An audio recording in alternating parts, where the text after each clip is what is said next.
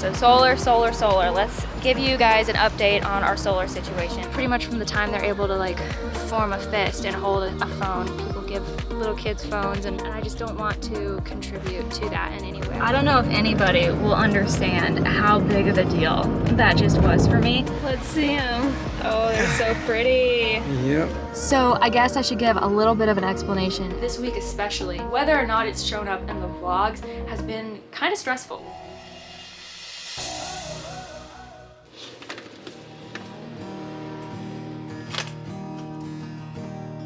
So you live in the dreams. You should see it through someone else's side.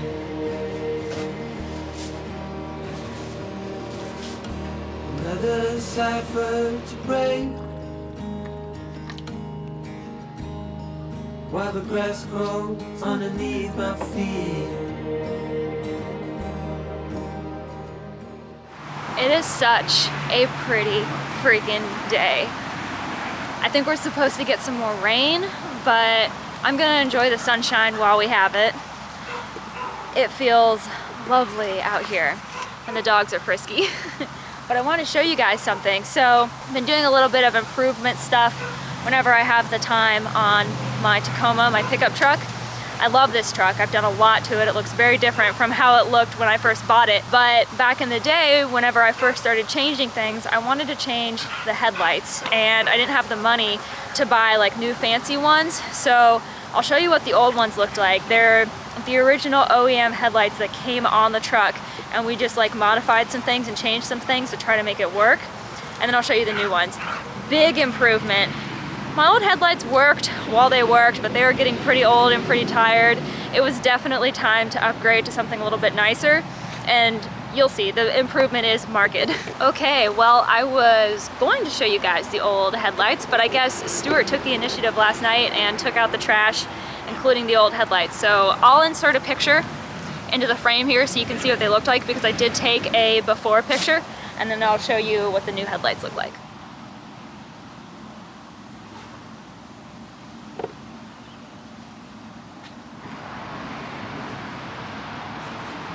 I think Shailene looks pretty good. I really like my truck. It's a really good truck. It's gotten me all over the country at this point. So I'm gonna head inside and see what Stuart wants to get knocked out today, because we have a full agenda and a lot that we need to get done, but I think it's doable. Hey babe. Hey, what's up? So what's on the agenda today? We need to go to the dealership, pick up a couple parts for my truck. Yep. We need to gather up all our solar stuff and then pack to go to Jessica and Jesse's. So because of the fact that I choose to eat a plant-based diet, and it's pretty drastically different from what most people are used to, something that I started doing whenever we go to family is just bringing a little bit of food with me so that they're not worrying about not having anything to feed me, and I'm not worrying about struggling to find something or compromising what I believe in. I find that it just makes everything across the board a whole lot easier. So I just have a block of tofu, some soy milk, some frozen fruit, frozen spinach. I'm gonna bring bread and peanut butter and some mixed nuts, just little things that I can throw in and substitute with whatever it is that we have as a meal. It has made things a whole lot easier because everybody in our family eats a pretty drastically different diet from what I eat, so I don't feel comfortable expecting them to provide for me and understand all of the ins and outs of a plant-based diet, which for a lot of people is like very confusing. So I just wanted to share that. There are ways to make this doable, even in parts of the country where the idea of being plant-based or vegan is just like completely bizarre.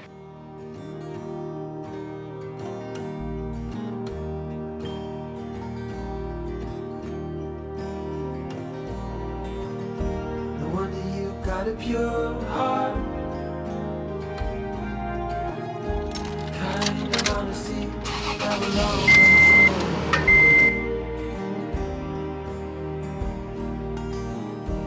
Don't ever let him bring you down.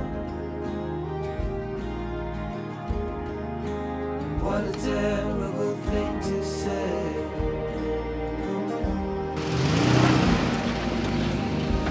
Trembling across my fingers out of sight.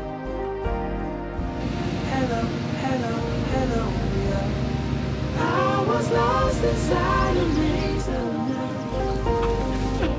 Hello, hello, hello, Leah. I stayed up and watched you till daylight.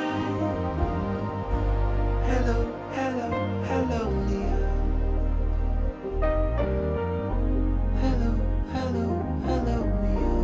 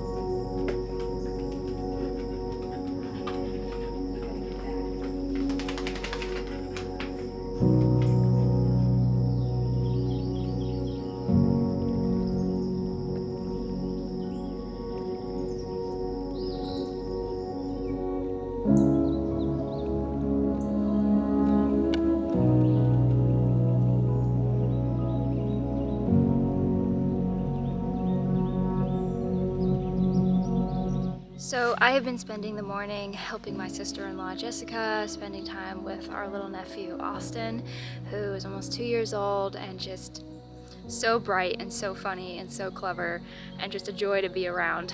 Right now Stuart is out helping his brother-in-law and his brother-in-law's son with the house that they're building. Probably gonna go see what he's up to here in a minute, but I just wanted to pop out and give a little update and talk a little bit. Oh, and here come the dogs to say hello. Hi. Oh, hi guys. Oh, thank you. That was aggressive. Hello. Hello. Hello. Hey, buddy. Hey, buddy. Oh, we all love coming out here so much. It's out in the middle of nowhere.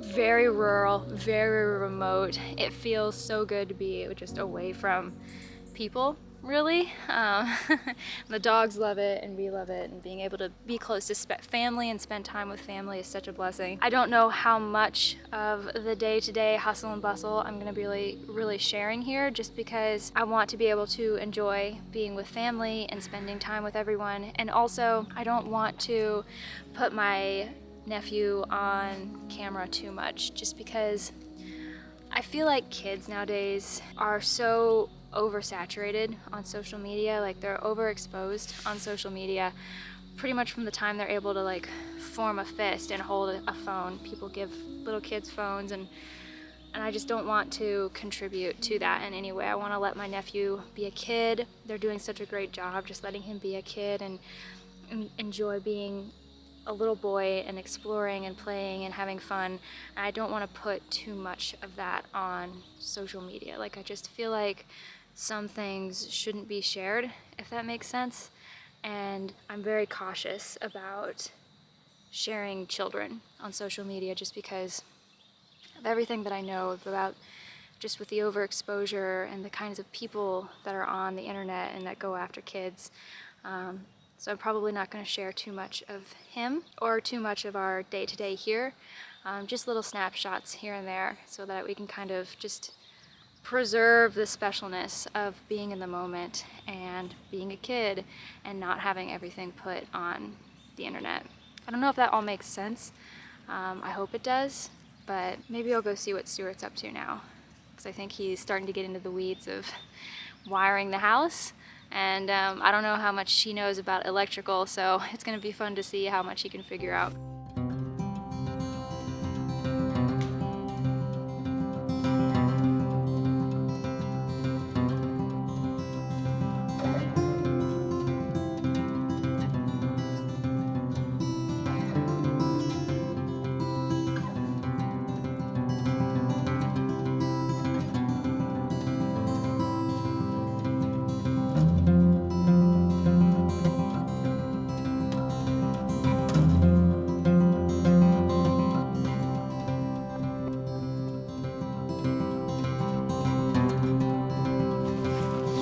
Going that way.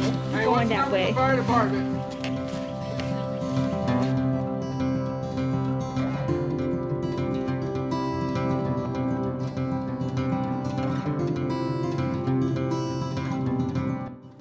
we're still at Jessica and Jesse's, but I just wanted to hop on really quick because today is June 5th, 2021, and around 3 a.m. this morning, Jessica and Jesse went to the hospital because Jessica was having contractions.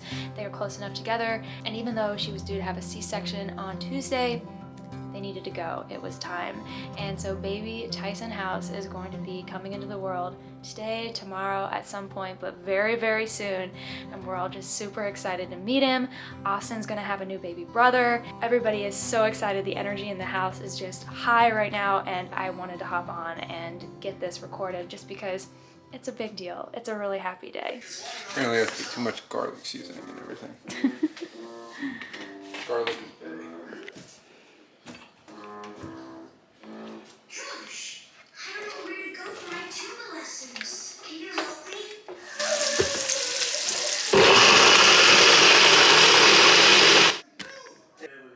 Got like 30.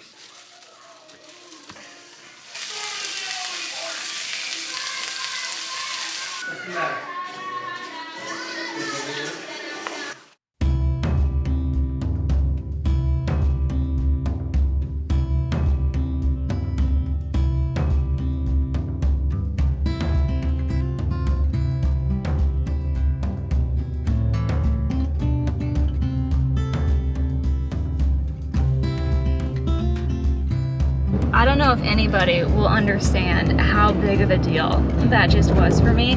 I've never gotten to see a whole field of sunflowers like that. And sunflowers might be among my like top 3 favorite flowers. A whole field of them. They were so beautiful. And this really nice lady stopped. I asked Stuart to take a couple pictures of me, and she was like, "Do you want to get in there too? No. I can take your picture." No. And Stuart was like, "I'm good. I'm good." I'm here for support. I'm supporting you. Oh my gosh, so beautiful. Last year we saw them, and I think it was like towards the end of July, and they were like getting pretty sad and tired and old. I haven't had a chance to see that whole field like right in its prime when it's just coming up and everything. They're not even as tall as they're gonna get either. That's the best part. Oh my gosh, that made my whole entire day. That was so beautiful. Thank you for stopping for me. You're welcome. We didn't even have a discussion about stopping. He just pulled over for me. Like I didn't even ask. I had my nose pressed up against the glass. Like, oh my gosh, they're so beautiful. And he just pulled over for me. There's a smudge mark you gotta get rid of. I'll work on it later. Thank you, Liz. Let's see them.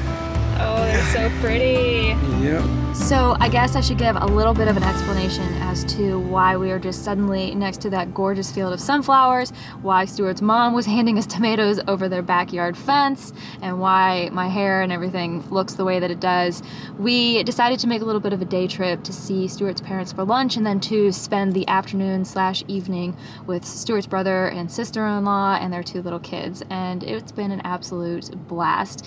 A lot of fun. But the biggest news I want to make sure that I update is that baby Tyson House has been welcomed to the world. He came in at 7 pounds, 11 ounces, and 21 inches, and Mama's doing good. So we're all really, really excited to meet him. We've seen a couple of pictures, but you know, everybody's super focused on just taking care of Mama and baby right now, so there isn't a whole lot of update, but there is that, and I want to make sure that I share huge congratulations to the House family, and we cannot wait to meet baby Tyson.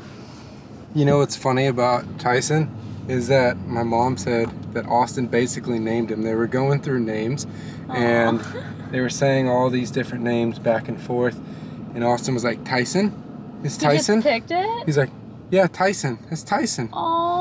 So that's a really cool story behind that. That is really neat. I didn't know that. We kind of made fun of him for naming him Tyson because if you know anything about East Texas and like the area where we're at, there are chicken farms literally everywhere. And Tyson is one of the big chicken farms. And Tyson and Pilgrims, and funny enough, they live down a private road with a chicken farm right on the road. So they chose Tyson, and we were like, I don't care how they got that name, but I'm calling him Nugget. Yeah, we're gonna call him Chicken Nugget just to be funny. But now that I know that that's like the backstory behind how they chose the name, that's really sweet. Because Austin's a sweet kid, and we know he's gonna be a really good big brother. Yep. So anyway, I just wanted to give that quick update. We've got a little bit of a drive ahead of us, so we're gonna go ahead and get to it. Hit the road.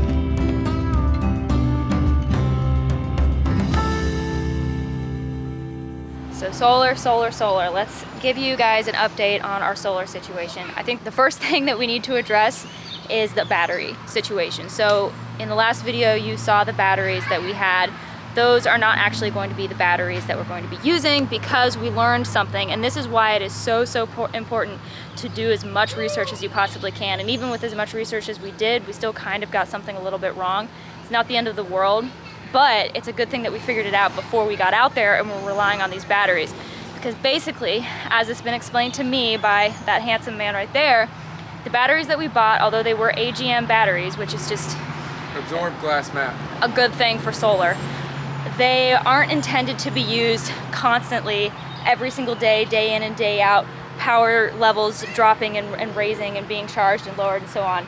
They're basically intended to be an intermittent power source for, say, like a data center or something. So like if you have a whole bunch of computers that you need to keep running at all times and then the power goes out, those batteries are there to kick on and deliver a huge boost of power really, really fast until, say, backup generators are able to kick on.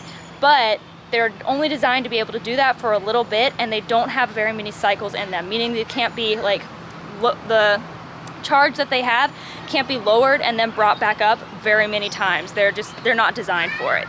And we didn't realize that when we got them. We don't think the guy that we bought them from realized it either, because he never actually used them. He bought this and created this huge solar system for his RV, and then he never actually used it. So you live and you learn.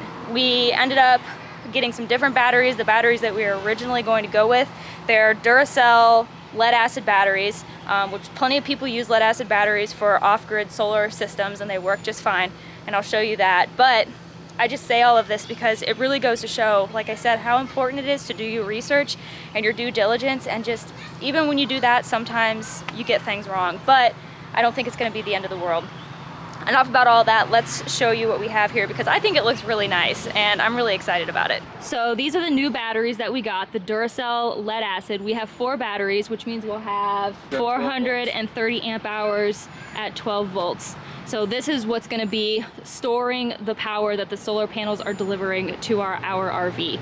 This here is the mother load, and what I'm really excited about, because I think Stuart did a really good job laying everything out.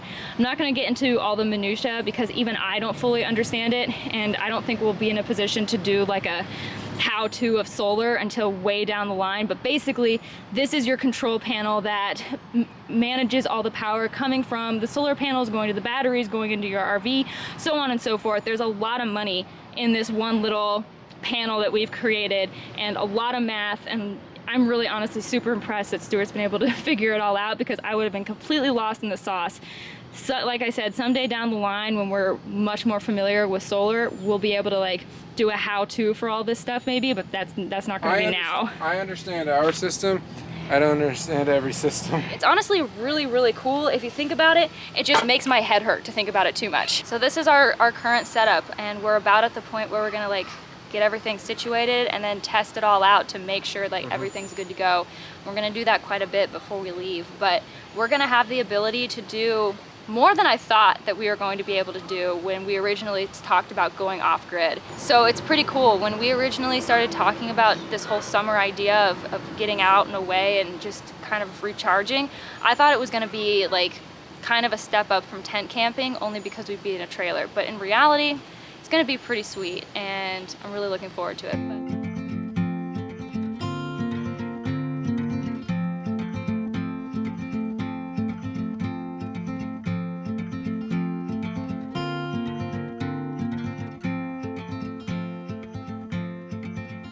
So I think I'm gonna go ahead and wrap the vlog up here. I don't know how many days I've been filming for. It feels like a really long time. So we're gonna go ahead and end it here. This is the second weekly vlog that I have done, and I've really enjoyed doing these. I wanted to start doing them, 1, to be more consistent with the content that I'm creating, and then 2, to challenge myself with the kind of content that I produce. And it's definitely challenging to try to figure out what moments I want to capture and how I'm going to frame them. And there's definitely a specific type of look and feel that I'm going for with these videos, and each video that I do, I feel like I get a little bit closer. So just to continue to challenge myself and to create content for this channel. It's a big reason behind why I started doing these. And then also, I feel like our life is pretty interesting. We live in an RV, we've got a lot coming up, we're gonna be traveling. I feel like people would be interested in seeing that. I want to be able to see it later on down the line, look back and remember all of these incredible experiences. And throughout the week, there are a lot of things that happen that are pretty interesting, but probably wouldn't be able to be in like a standalone video. So to capture those and put them all into a weekly vlog, I feel like it makes a lot of sense, and that's probably why so many other content creators do the weekly vlog thing too. That all said, one thing that I want to start doing at the end of every single weekly vlog is to take a moment, sit back, and reflect on the week and any takeaways that I have. And I think for me this week, the biggest lesson that I have learned is to not get married to ideas. And what I mean by that is that I will make a plan, or Stuart and I will make a plan, or whatever, and I get very invested in whatever that plan is. That is my goal that I am working towards. In my mind, that is exactly how things are going to play out. I operate best when I have a plan and I'm able to execute it exactly the way that I want to. And that's great. I think that that definitely has its place, but the problem with that is that life throws you curves, and sometimes things don't go the way that you think they're going to go, and you have to be able to be flexible. And I have a real problem with that, and I've known that for a really long time, but this week especially, whether or not it's shown up in the vlogs, has been kind of stressful. We've had a lot going on, a lot of different pots on the fire, things that we've had to work with and stay flexible about, unplanned things that have come up that we didn't know we would be dealing with. And it's required me to change my plans and to get flexible. And I realized probably 2 nights ago, Stuart and I were talking about it, that I get like married to these ideas. Like I get so invested in these ideas and these plans that when I need to change them, it's like a monumental deal. Like it's a freak out for me, and it really shouldn't be. Like it's okay, things are gonna come up, you're gonna have to change plans, like that's just life. You have to be able to move with it and stay flexible. But for me this week, that is my takeaway, and it's a big enough deal that I even wrote it on a spare square in my daily planner. Like, do not get married to ideas, because things change and sometimes life just doesn't go the way that you think it's gonna go, and that's okay. You can save yourself a lot of stress if you can just avoid getting so hyper invested in things. And I know that this is all common sense. You probably are sitting here thinking like, yeah, duh, you should just know that. But I'm gonna bet that a lot of people are the exact same way that I am, especially just with the society that we live in. I'm a very type A personality anyway, so it's like a perfect recipe for disaster. And yeah, that's the takeaway for this week. So anyway, this is the weekly vlog. Thank you so much for watching it. I hope you've enjoyed it. I'm gonna get started on the next one here in a minute, so hopefully you'll be here for that, and I'll see you guys later.